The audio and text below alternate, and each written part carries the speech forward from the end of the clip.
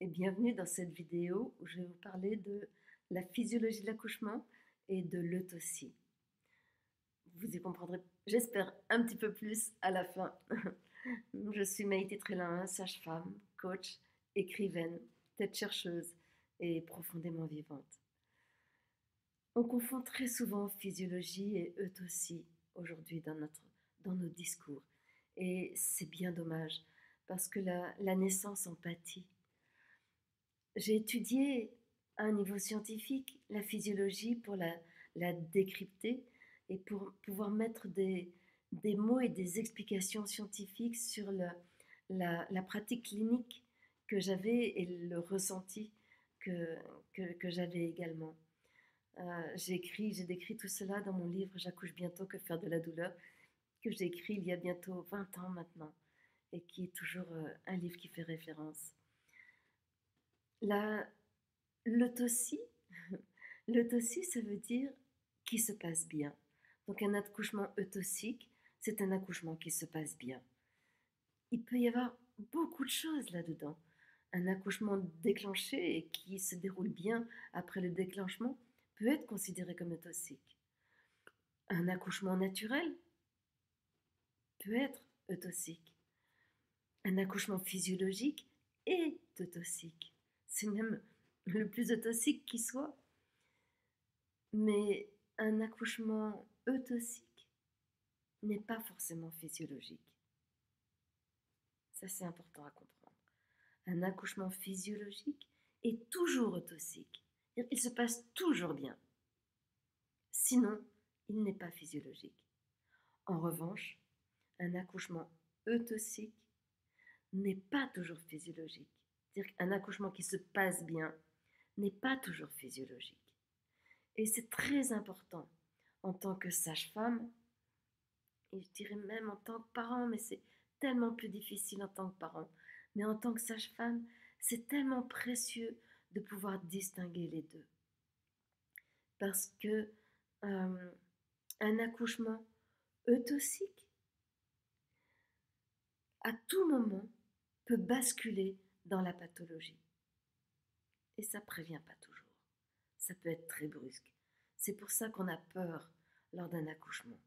Ça peut être au moment de la naissance, ça peut être au moment de la délivrance, ça peut être à tout moment. Il peut y avoir pathologie quand on est dans un accouchement autopsique. En revanche, quand on est dans un accouchement physiologique, il y a toujours passage par l'autopsie avant de rentrer dans la pathologie. Donc il y a toujours un temps, un sas plus ou moins long pour pouvoir agir, se préparer à la pathologie, à une éventuelle pathologie. Parce qu'on sait qu'on sort du domaine de la physiologie dans lequel la pathologie n'a pas de place et la pathologie n'existe pas dans la physiologie. Alors, qu'est-ce que c'est que la physiologie? C'est ça que j'ai décrit dans mon livre J'accouche bientôt, que faire de la douleur, que j'ai écrit il y a bientôt 20 ans et qui fait toujours référence. C'est un livre éminemment scientifique dans lequel je décris tous les rouages de la physiologie. C'est le premier livre au monde qui l'a décrite et peut-être qu'il est encore le seul aujourd'hui, je ne sais pas. La physiologie, c'est ce qui est inscrit à l'intérieur de toute femme, de toute femme, quelle que soit sa culture, sa religion, sa race, sa couleur de peau, son histoire, son héritage, peu importe, à l'intérieur de toute femme, il y a cet espace qui est écrit dans lequel tout est fluide, dans lequel une femme s'ouvre pour mettre au monde un enfant prêt à s'adapter à la vie aérienne.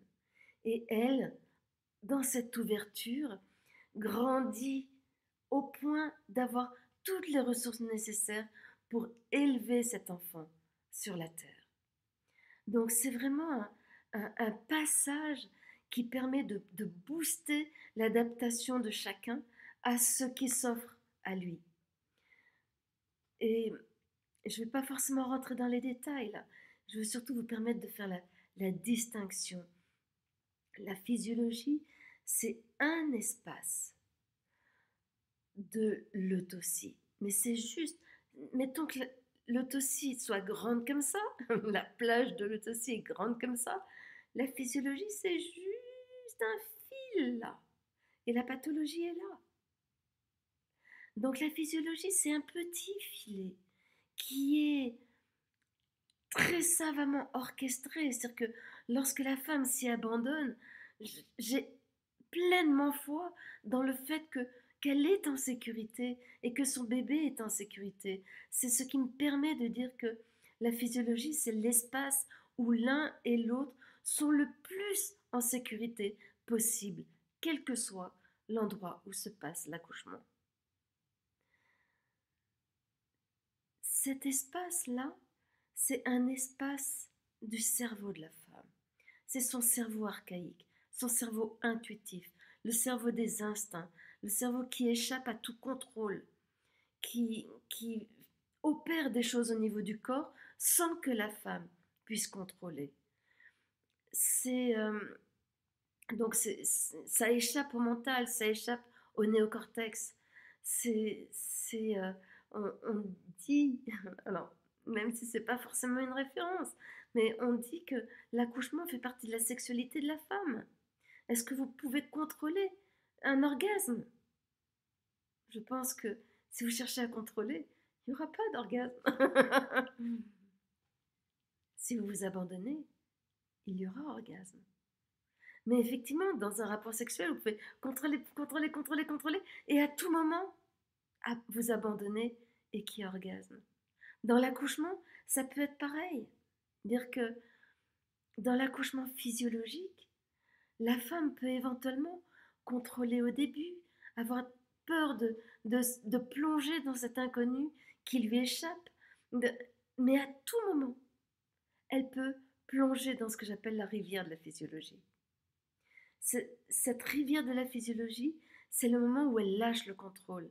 Elle lâche le contrôle, ça ne veut pas dire qu'elle va partir dans tous les sens à rugir.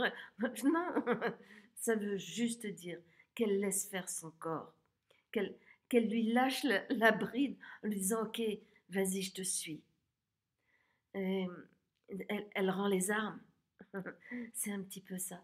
Donc c'est un espace qui est à la fois extrêmement puissant et à la fois extrêmement fragile. Il va être favorisé par différentes choses, par de la pénombre, par du calme, par tout ce qui va vous permettre de vous endormir. Vous avez le même lâcher prise dans l'endormissement. C'est un abandon. C'est je lâche et je m'ouvre à d'autres sphères. L'accouchement, c'est pareil. Donc c'est ce même espace-là. Donc voyez qu'est-ce qui vous aide à vous endormir. Ça sera plus difficile quand vous êtes dans un endroit où vous ne vous sentez pas en sécurité, quand vous avez froid, quand c'est très agité, qu'il n'arrête pas d'y avoir du bruit, du passage, des choses qui entrechoquent.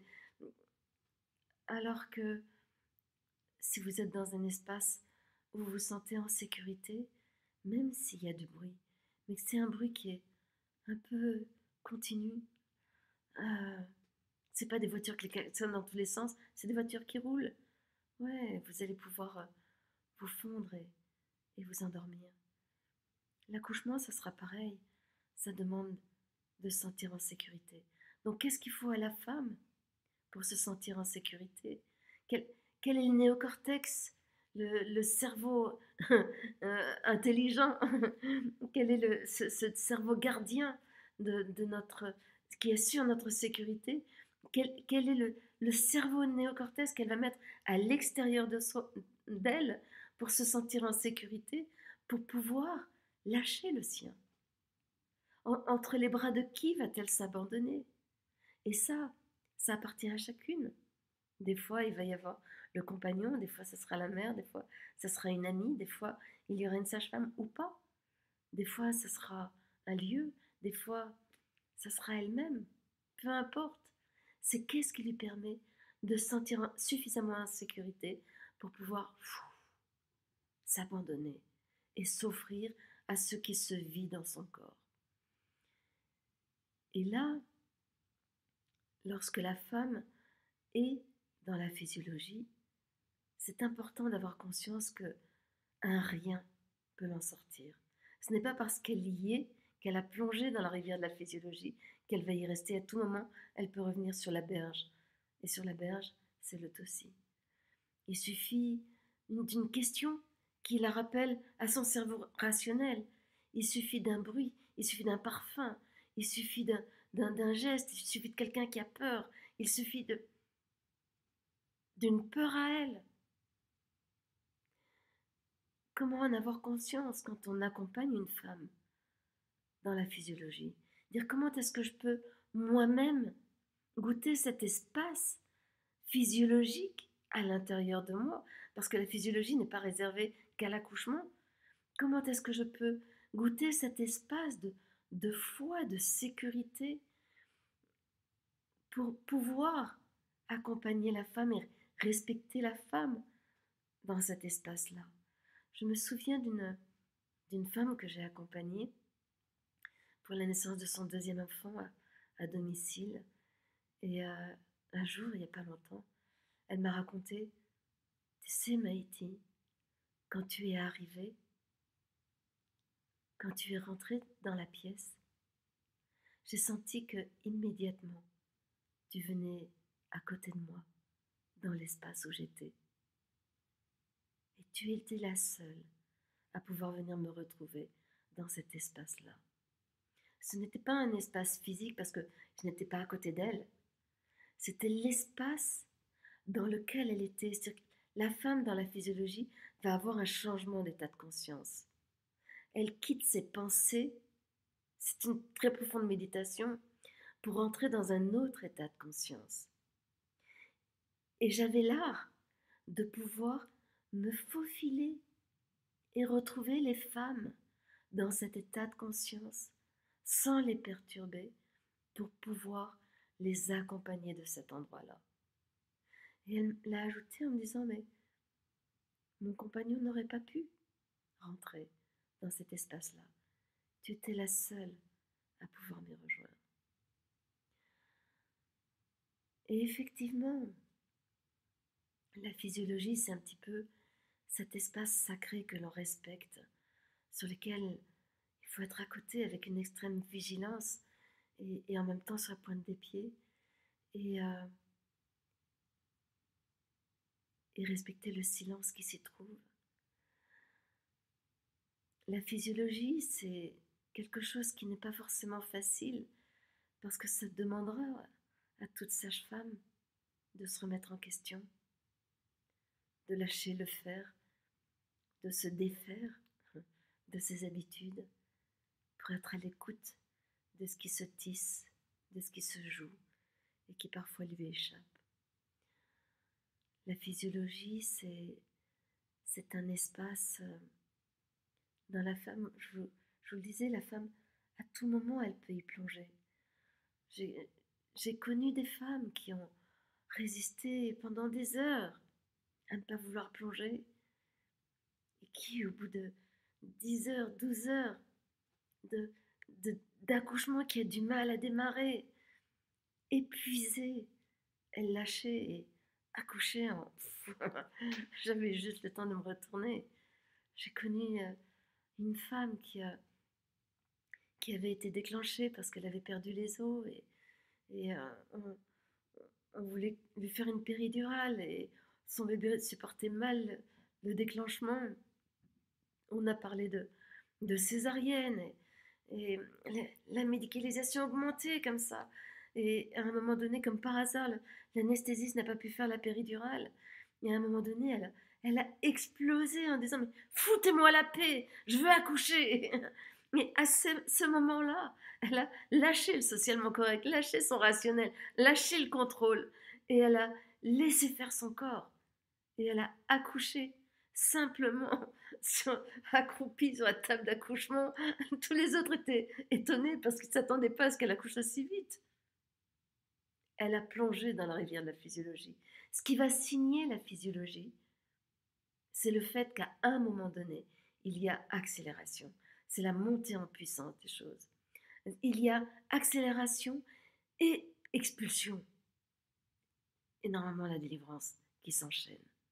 Donc c'est vraiment, c'est un espace où il n'est pas forcément facile de naviguer pour une sage-femme parce qu'il n'y a pas les repères. Parce qu'on ne peut pas dire que la femme se dilate à 1 centimètre à l'heure.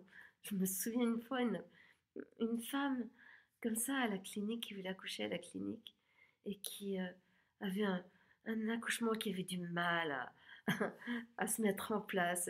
C'était amusant parce que c'était la nuit, j'étais allée m'allonger en la laissant dans un espace, dans la salle d'accouchement et elle prenait, quand je suis revenue la voir, elle prenait mon sac d'accouchement qui pesait son poids quand même, que j'avais laissé dans un coin, et elle le trimballait jusqu'à l'autre côté de la salle d'accouchement. Et là, à ce moment-là, elle avait une contraction. Une fois qu'elle avait fini, elle se reposait, elle reprenait mon sac d'accouchement, elle le ramenait de l'autre côté et elle avait une contraction. C'était le moyen qu'elle avait trouvé pour accélérer son accouchement. Ça m'a bien fait rire. Et puis, en même temps, ben, j'avais beaucoup de mal à rester avec le couple dès que les choses se sont un petit peu mises en route. Donc, je venais me pointer le bout de mon nez pour m'assurer que tout allait bien. Et à un moment donné, la maman m'a dit tu pourrais m'examiner parce que je sais pas trop où j'en suis. Donc, habituellement, je faisais très peu de touchés vaginaux à cette époque. Et là, j'ai accepté puisqu'elle me le demandait. Et je lui ai dit bah, écoute, ton bébé, il est encore haut, tu es à 5-6 cm de dilatation, un col qui est fin, qui est souple. Tout se passe très bien. Et je suis ressortie de la salle d'accouchement et j'ai pas eu le temps de traverser le couloir que la porte s'est ouverte en 4e vitesse et le papa m'a appelé. Mais j'étais à 10 pas de la salle d'accouchement et j'arrive et la maman était accroupie à moitié debout et elle tenait son bébé dans ses mains. Elle venait d'accoucher et elle me regarde et me dit oh, je pensais pas que j'aurais le courage de, d'accueillir mon bébé comme ça. Et ça m'a fait bizarre sur le coup. Et je n'avais pas identifié que cette femme était dans la phase de désespérance, c'est la femme qui précède l'expulsion euh, quand elle m'a demandé de l'examiner. Et c'est bien que le col n'avait pas gêné, le bébé qui était encore un peu haut est descendu très rapidement. Elle était dans la physiologie. Et je pense que la montée en puissance avait dû se faire quelques minutes avant qu'elle m'appelle. Pas qu'elle m'appelle, mais qu'elle me demande de l'examiner. Donc, c'est un peu ça, c'est la physiologie, c'est un accouchement qui peut avoir du mal à se mettre en place, mais qui, à un moment donné, lorsque la femme plonge, ça va extrêmement vite, plus vite que ce qu'on peut penser. Le fait, pour une sage-femme, de faire la distinction entre autopsie et physiologique, c'est, pour moi, c'est capital. Si elle pratique des accouchements à domicile, encore plus. Parce que, autant dans un accouchement physiologique, je vais rester à la maison. Il n'y a pas de raison qu'il y ait de problème si je respecte cet espace-là. Mais autant si la femme passe dans l'autopsie, je suis obligée d'avoir une extrême vigilance et de refaire le point de à quelle distance je suis de la maternité, de est-ce que tout est prêt pour que je parte, parce que la pathologie peut arriver à n'importe quel moment. Et en milieu hospitalier aussi, c'est tellement important de pouvoir faire confiance à la femme qui est dans la physiologie. Et une femme qui est dans la physiologie, je sais qu'un geste qui est fait quasiment systématiquement aujourd'hui, c'est au moment de l'expulsion, c'est d'injecter de l'ocytocine dans les veines de la femme pour favoriser la délivrance. Si la sage-femme arrive à distinguer un accouchement physiologique d'un accouchement eutoxique, ben dans un accouchement physiologique, il n'y a pas besoin d'ocytocine. Il y aura juste besoin de veiller, de faire très très attention à ce qu'une fois que le bébé est né, la femme ne sorte pas de la physiologie. Donc le moins de stimulation possible, la laisser dans son œuvre, dans sa bulle, dans ce contexte-là, et vraiment favoriser que tout continue à se faire comme elle le sent, selon son instinct, pour que la délivrance suive simplement. Et alors que, effectivement, lorsque la femme est dans l'autocie, je ne peux absolument pas savoir comment sera la délivrance. Et la délivrance, c'est un espace vital pour la femme. C'est pour ça qu'on a tellement peur. L'hémorragie est si facile. Donc, voilà, je vous donnerai plus de détails sur la physiologie parce que c'est quelque chose qui m'habite, qui me passionne. Et, euh, et j'ai envie de vous la faire goûter. J'aimerais tellement que vous arriviez à distinguer les deux. Alors, voilà, peut-être que je vais donner à nouveau des formations, ça me ferait très plaisir de former des sages-femmes à la physiologie. Est-ce que j'entends par la physiologie cet espace extrêmement ténu, mais tellement impérieux, qui est si bien calculé, qui est fait pour que la femme mette au monde, qu'elle enfante, qu'elle mette au monde son petit homme sans en souffrir, sans en être blessée, et que son petit homme s'adapte à la vie aérienne dans l'harmonie. Je vous remercie. N'hésitez pas à diffuser autour de vous. Si vous avez envie d'en savoir plus, de me suivre, ben allez abonnez-vous à ma page sur la naissance. Je vais égrener des éléments de mes connaissances et de mon expérience. N'hésitez pas à liker, n'hésitez pas à commenter, à me poser des questions. J'ai vraiment envie qu'aujourd'hui on apprenne ce que c'est que la physiologie et qu'on la distingue de l'autocie. Merci à vous.